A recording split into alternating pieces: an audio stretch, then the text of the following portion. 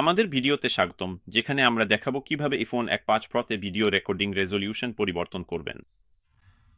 যদি এই গাইডটি আপনার উপকারে আসে, তাহলে দয়া করে আমাদের চ্যানেলটি সাবস্ক্রাইব করুন এবং ভিডিওটি লাইক দিন।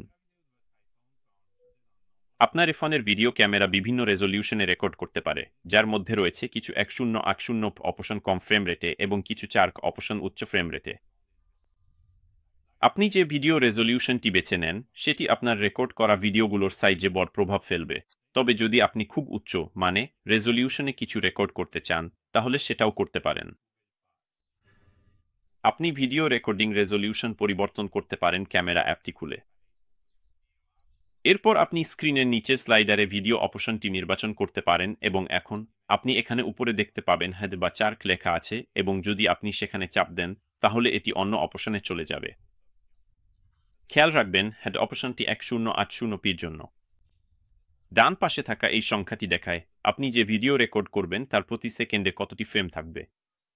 তাহলে যদি আপনি সেখানে চাপ দেন, তাহলে এটি বিভিন্ন অপশন দেখাবে, যেগুলো 4K বা 1080p-তে রেকর্ড করছেন কিনা তার উপর নির্ভর করে পরিবর্তিত হবে। যদি আপনি প্রতিবার এটি পরিবর্তন করতে না চান এবং ডিফল্টভাবে একটি ভিডিও রেকর্ডিং রেজলিউশন নির্ধারণ করতে চান, তাহলে আপনি সেটিংস অ্যাপটি খুলতে পারেন।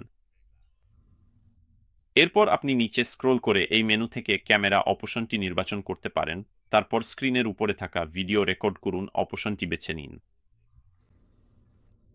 এখন আপনি এখানে উপলব্ধ বিভিন্ন ভিডিও রেকর্ডিং রেজলিউশন থেকে বেছে নিতে পারেন।